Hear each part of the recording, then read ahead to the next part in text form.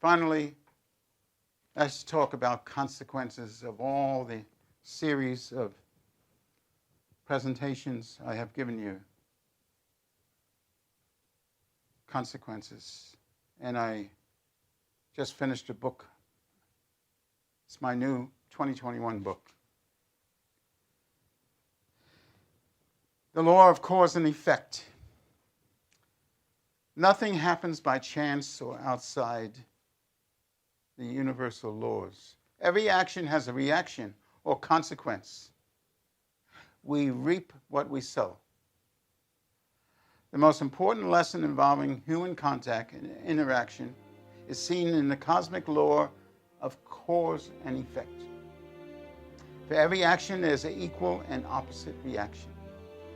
Every human thought, word, and deed is a cause that sets off a wave of energy throughout the universe, which in turn creates the effect, whether desirable or not. This is why good thoughts, good words, emotions, and deeds are essential for a better world. For all good actions create good effects. Now let me summarize a small list, partial list, of what President Joe Biden has so far decreed. And let's talk about cause and effect. One is an executive order rejoining the Paris Agreement on climate change. Just when America is #1 in fuel, in energy independent, in fact, we're selling gas to Europeans, he cuts off our fuel. He doesn't realize that by rejoining the Paris Agreement and cutting the pipeline and other acts, he is affecting the minority groups more than richer people. Minorities have to pay more for their gasoline, for everything. When in fact, China and India are the greatest polluters of the world. The U.S. only produces about 15% of CO2. 15%. China has all these coal furnaces, electric generators based on coal and oil, dirty oil. Our air is relatively clean. Our water is clean. We've come a long way in the past decade. Second executive order was to promote racial equality, but he calls it racial equity. That's socialism. When you require equal outcomes, not equal opportunity, but equal outcomes, that's socialism. He ordered a minimum pay of $15 an hour for all workers. That will cause, the reaction to that will be increased minimum pay, causes loss of entry-level jobs. Thousands, tens of thousands will lose their jobs, especially low-income workers. The proclamation ending the ban on U.S. entry for Muslim countries. The cause? The reaction? He's inviting future chaos. More terrorists will come into America. The executive order revising immigration enforcement policies. Causes cheaper labor, which takes away American entry-level jobs. Executive order undoing regulations and restrictions on federal agencies. More regulations causes more delays in construction and everything else, and much higher costs. Executive order incorporating undocumented immigrants into the census. As a result, illegals in the census will create more representatives in Congress.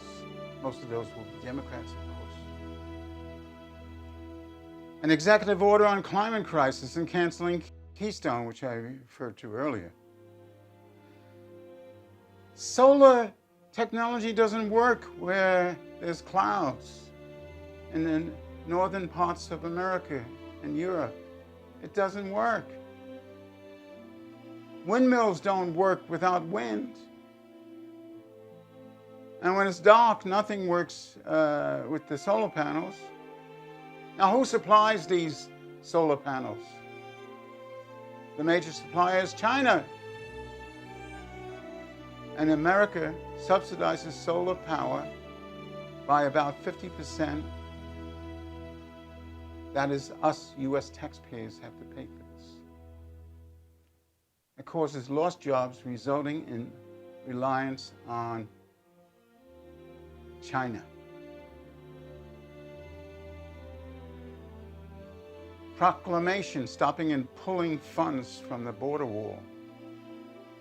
That causes an influx of illegals and greater crime rates, greater virus spreading.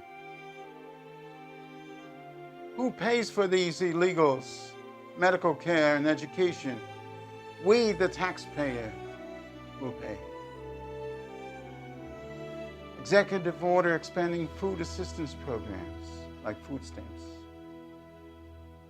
Well, that's good for those who are indeed hungry.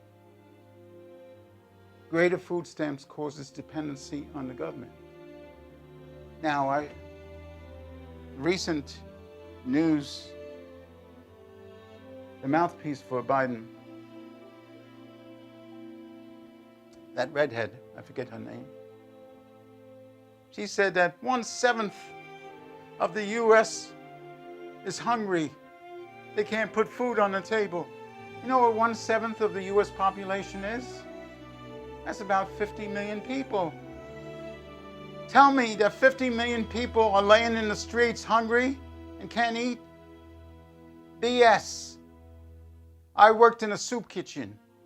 Anybody who is hungry can go to a local soup kitchen supported by people like St. Vincent de Paul Society and get a decent meal. I was the chef one day a week at St. Vincent de Paul. I fed with others over 200 people a day. Don't tell me that 1/7 of the population is going to bed hungry or doesn't have any place to sleep. That's bullshit.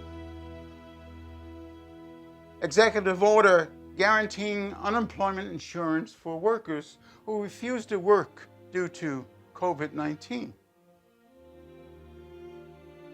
So these workers will be paid because they fear the virus.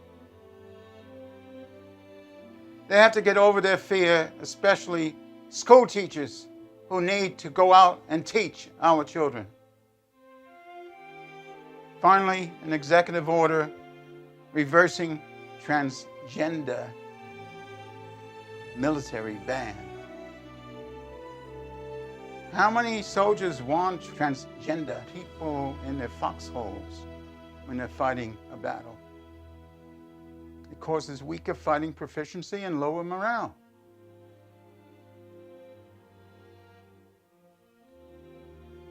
Therefore, we don't have to obey bad or immoral executive orders or decrees. But you got to be willing to stand up and take the penalty. Again, remember that Lieutenant Kelly situation in Vietnam, group evil. Also, the Nuremberg trials after World War II, judges agreed when these high-ranking generals said, I was required to obey Hitler's command and orders. The judges at Nuremberg said, that is no excuse. One must follow their conscience, which dictates all human decisions.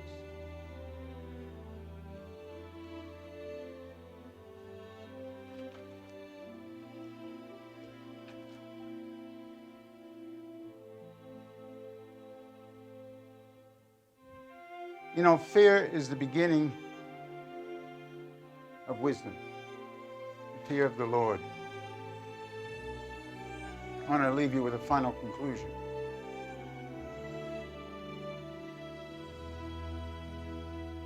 Mr. Gilder, Gilder, George Gilder, he said, quote, "Human beings have free will. Paradoxically, this means that we aren't at liberty simply to withdraw from the fray and expect good to triumph. We have the burden of climbing that mountain." I continue to quote him. This combination of destiny and free will is the crowning paradox and glory of the human condition. What gives goodness its effect is that it transcends a particular lifetime.